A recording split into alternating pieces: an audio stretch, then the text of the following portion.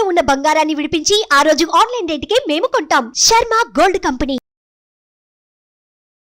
చంద్రగ్రహణం మరి ఈ గ్రహణం రోజున ఎట్లాగో అంటే సూర్యగ్రహణం లాగానే అలానే ఉండటం, జాగ్రత్తలు తీసుకోవటం ఇవన్నీ కామన్ అండి. కామనే కానీ నక్షత్రాలు వేరేగా వచ్చినాయి. మామూలుగా అమావాస్య నాడు సూర్యగ్రహణం, పౌర్ణమి నాడు చంద్రగ్రహణం. అవును. అయితే ఇది మనకి ఇండియాలో కూడా పాక్షికంగానే ఇది సాయంకాలం కొంతసేపే మనకు కనపడుతుంది. ఎందుకంటే సూర్యాస్తమయం మధ్యాహ్నం నుంచి మొదలైందట.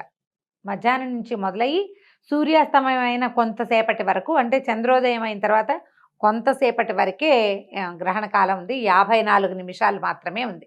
ఓహో. సూర్యాస్తమయం తర్వాత ఒక 54 మినిట్స్, అదే లెక్క. ఆ 54 నిమిషాలే పుణ్యకాలంగాను, ఆ సమయంలోనే మనం జపం చేసుకోవటం కానీ ఏదైనా పూజా విధానం, పూజలు చెయ్యరు, జపము స్తోత్రపారాయణ చేసుకోవచ్చు. దైవ సంబంధమైన వ్యవహారం అంతే. ఏదైనా ఒక మంత్రాన్ని తీసుకొని దాన్ని జపించుకోవచ్చు, స్తోత్రం తీసుకుని స్తోత్రం చదువుకోవచ్చు, ఏదైనా చేయొచ్చు. అయితే ఇప్పుడు కార్తీక అమావాస్య పౌర్ణమి నాడు వచ్చింది కాబట్టి కార్తీక పౌర్ణమి సాధారణంగా మనకి కార్తీక స్నానాల్లో భాగంగా పౌర్ణమి నాడు సముద్ర స్నానం చేస్తారు.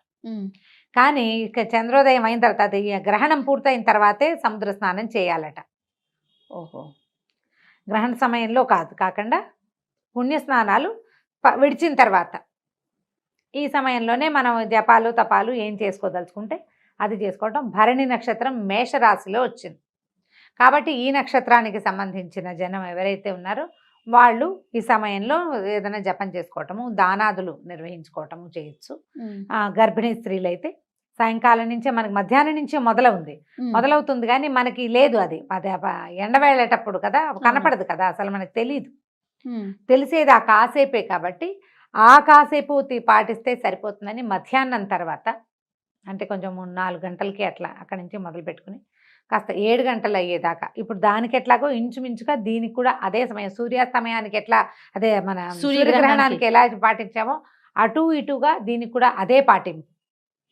పట్టు విడుపు స్నానాలు ఇవన్నీ కూడా మామూలే. అయితే ఏంటంటే ఇక్కడ మనం పట్టు స్నానం విడుపు స్నానం ఎప్పుడు చేస్తాం అంటే, ఇది పట్టడం మధ్యాహ్నం 2ంటికి పట్టినా కూడా సాయంకాలం వేళ చేసుకుంటారు. సూర్యాస్తమయానికి ముందు స్నానం చేయటం, సూర్యాస్తమయం అవగానే మన గ్రహణం కనపడడం మొదలుపెట్టింది. పాక్షిక చంద్రగ్రహణమే ఇది కూడా. మొన్న వచ్చింది పాక్షిక సూర్యగ్రహణం, ఇది పాక్షిక చంద్రగ్రహణం. దీనికి ఇంకోటి ఏదో ప్రత్యేకమైన పేరు కూడా ఉంది, నాకు ఆ పేరు జ్ఞాపకం లేదు, సుబ్రహ్మణ్యం గారు చెప్పారు కానీ పేరు మర్చిపోయాను నేను.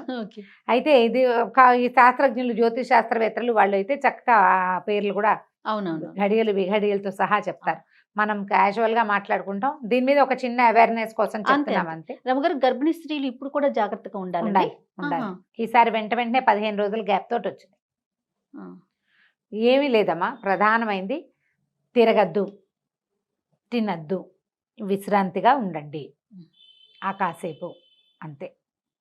ఇప్పుడు పర్వాలేదు అంటే మీరు బయటికి వెళ్తారు, ఆ పని ఈ పని చేస్తారు, ఏమైనా కట్ చేస్తారు, ఏదైనా టైప్ చేస్తారు, కూర్చుని చేస్తారు, ఎక్కుతారు దిగుతారు, అలాంటప్పుడు సమస్యలు వస్తాయి. వస్తాయి అని చెప్పట్లేదు, రావచ్చు రావు అని కూడా చెప్పగలిగే వాళ్ళు ఎవ్వళ్ళు లేరు అంతే. ఏం రావు అని ఎవరు చెప్పరు, మీ జాగ్రత్తలు మీరు తీసుకోండి అంటారు. జాగ్రత్తగా ఉండండి. రావని ఎవరైనా బల్లగుద్ది చెప్పేటట్టయితే మీరు వాళ్ళ ఇంట్లో వాళ్ళతోటి అవన్నీ చేయించి జనాలకు చూపిస్తే, ఓ 100 మందిని తీసుకుని రావు, ఇదిగో వీళ్ళందరితో చేయించాము అన్న రిస్క్ కనుక వాళ్ళు తీసుకోగలిగితే అప్పుడు ప్రచారం తప్పకుండా చేయొచ్చు. అప్పుడు మనం కూడా చేస్తాం, వీళ్ళ 100 మంది మీద చేశారు, వీళ్ళకి ఎవ్వరికి ఏమీ కాలేదు, అంతా నార్మల్గా ఉంటుంది అని చెప్పచ్చు. అలా అయితే కనపడలేదు ఇప్పటిదాకా, అలా కనిపించలేదు. కాబట్టి మనం ఒక పద్ధతి ప్రకారం వెళ్తున్నాం, మనకు ఒక అలవాటు ఉంది, ఎందుకు పెద్దవాళ్ళని కాదంటాం. ఏదైనా వస్తే ఇప్పుడు కబుర్లు చెప్పిన నాబోటి అమలక్కలు ఎవ్వరూ దగ్గరికి వచ్చేది లేదు, ఆ కష్టం అనుభవించాల్సింది ఎవరికి వారే కదా. అవునండి, నీ నొప్పి కాదు కదా, అందుకని మనం ఏదైనా చెప్తాం మన నొప్పి కాకపోతే.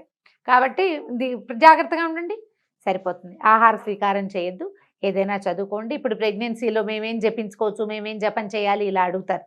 మీరేం జపం చేద్దామా, విశ్రాంతిగా ఉండండి, ఓపికగా ఉండి నార్మల్గా ఉంటే ఏదైనా స్తోత్రాలు లాంటివి చదువుకోవచ్చు.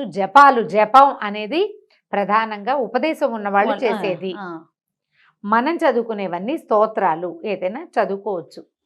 కాస్త ఎక్కడైనా చెరగలు పెట్టి కూర్చుని తాపిగా. సింపుల్ గా చదువుకునేది ఏదైనా ఒక్కటి చెప్పండి రమ్మగారు, ఒక మంత్రం కానీ. ప్రెగ్నెన్సీలోన ప్రెగ్నెన్సీలో కానీ నార్మల్ గా కానీ ఈ 2 గ్రహణాలప్పుడు ఇప్పుడు చదువుకోవటం రాదు, పెద్ద పెద్ద మంత్రాలు రావు, నార్మల్ గా ఉన్న వాళ్ళకి ఏదన్నా ఒక చిన్న మంత్రం.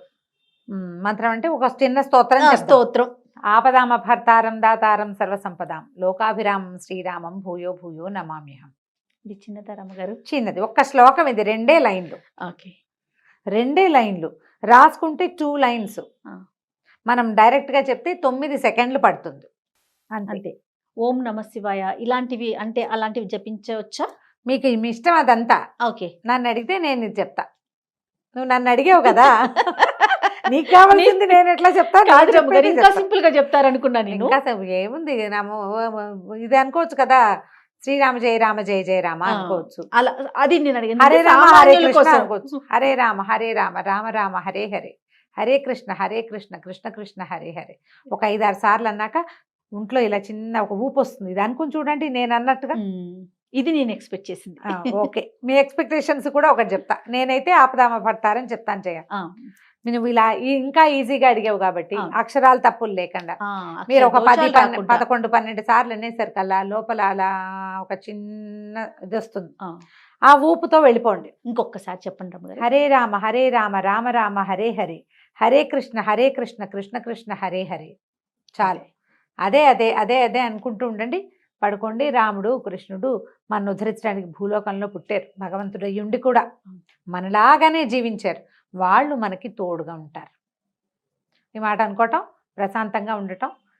కార్తీక స్నానాలు చేసేవాళ్ళు ఉదయకాలం చేసి ఉంటారు కదా, సాయంకాలం ఈ విడుపు స్నానం చేసుకోవచ్చు. పట్టు స్నానం ప్రెగ్నెంట్ లేడీస్ చేయలేకపోతారు. 2 స్నానాలు వెంటనే అయితే ఒంటికి ఏమైనా ఇబ్బంది అవుతుంది, పెద్ద నెలల వాళ్ళు. కాబట్టి విడిచిన తర్వాత ఒక మాట స్నానం చేయండి.